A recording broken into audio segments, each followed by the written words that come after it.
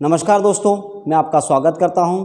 दोस्तों, आज का मेरा वीडियो राष्ट्रीय आय की अवधारणाओं पर आधारित है, जिसके अंतर्गत हम कुल राष्ट्रीय उत्पाद, शुद्ध राष्ट्रीय उत्पाद, कुल घरेलू उत्पाद, शुद्ध घरेलू उत्पाद, व्यक्तिगत आय, व्यय योग्य आय, प्रति व्यक्ति आय और वास्तविक आय से संबंधित विभिन्न अवधारणाओं को समझने का प्रयास करते हैं।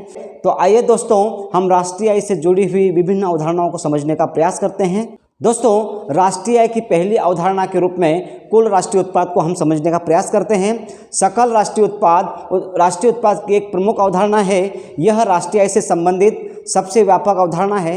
सकल राष्ट्रीय उत्पाद से हमारा आशय अर्थव्यवस्था में एक निश्चित वर्ष में अंतिम वस्तुओं और सेवाओं के कुल मूल्य से होता है और इसमें विदेशों से प्राप्त शुद्ध आय को भी शामिल किया जाता है।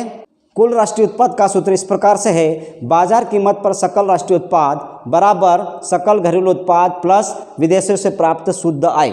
दोस्तों, हम सभी जानते हैं कि उत्पादन कार्य में हम पूंजीगत यंत्रों का भी उपयोग करते हैं, जो धीरे धीरे काम करते करते घिसते जाते हैं। इस घिसावट व्यय को जब हम सकल राष्ट्रीय उत्पाद अर्थात जीएनपी में से माइनस कर देंगे तो हमें शुद्ध राष्ट्रीय उत्पाद प्राप्त हो जाएगा और इसका सूत्र इस प्रकार से है: शुद्ध राष्ट्रीय उत्पाद अर्थात एनएनपी बराबर सकल राष्ट्रीय उत्पाद माइनस मूल्यह्रास। दोस्तों, राष्ट्रीय आय की तीसरी अवधारणा है कुल घरेलू उत्पाद। कुल घरेलू उत्पाद में केवल एक देश की सीमा के अंतर्गत उत्पादित वस्तुओं एवं सेवाओं के मौद्रिक मूल्य को शामिल किया जाता है। इसका आशय यह है कि सकल राष्ट्रीय उत्पाद में विदेशों से प्राप्त राष्ट्रीय आय को शामिल किया जाता है, जबकि सकल घरेलू उत्पाद में विदेशों से प्राप्त राष्ट्रीय आय को शामिल न करते हुए केवल एक देश के अंदर उत्पादित वस्तुओं एवं सेवाओं के मौद्रिक मूल्य को शामिल किया जाता है। सकल घरेलू उत्पाद अर्थात जीडीपी में निजी एवं सार्वजनिक दोनों क्षेत्र के उत्पादन को शामिल किया जाता है। इसे निम्नलिखित रूप में भी प्रस्तुत किया जाता है: जीडीपी एमपी अर्थात बाजार कीमत पर कुल घरेलू उत्पाद बराबर CP plus CG plus IP plus IG. CP अर्थात निजी क्षेत्र में उपभोक्ता वस्तुओं और सेवाओं का उत्पादन, सीजी अर्थात सरकारी क्षेत्र में उपभोक्ता वस्तुओं का और सेवाओं का उत्पादन, आईपी मतलब निजी क्षेत्र में पूंजीगत वस्तुओं एवं सेवाओं का उत्पादन और आईजी अर्थात सरकारी क्षेत्र में पूंजीगत वस्तुओं एवं सेवाओं का उत्पादन। इसके बाद राष्ट्रीय की चौथी अवधारणा शुद्ध घरेलू उत्पाद है। दोस्तों, सकल घरेलू उत्पाद में से मशीनों की घिसाई या अन्य व्यय जो किया जाता है उसे घटाने पर हमें शुद्ध घरेलू उत्पाद प्राप्त हो जाता है। इसका सूत्र इस प्रकार से है: बाजार कीमत पर शुद्ध घरेलू उत्पाद बराबर सकल घरेलू उत्पाद माइनस मूल्यह्रास। राष्ट्रीय आय की अगली अवधारणा व्यक्तिगत आय है।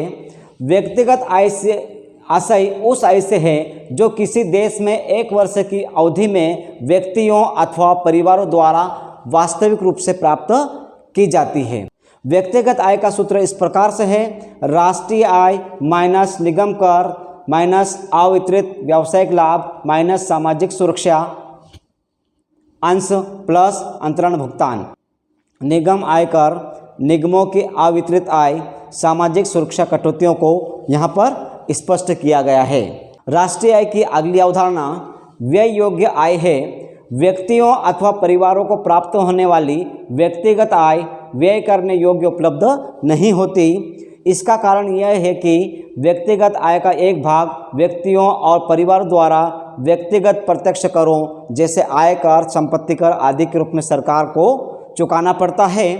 अतः व्यक्तिगत प्रत्यक्ष करों को चुकाने के उपरांत व्यक्तिगत आय का जो भाग शेष रहता है उसे व्यय योग्य आय कहते हैं। अतः व्यय योग्य आय व्यक्तिगत आय का वह भाग है जो प्रत्यक्ष कर देने के बाद लोगों के पास शेष बचा रहता है। दोस्तों, राष्ट्रीय आय की अवधारणा का अगला भाग है प्रति व्यक्ति आय।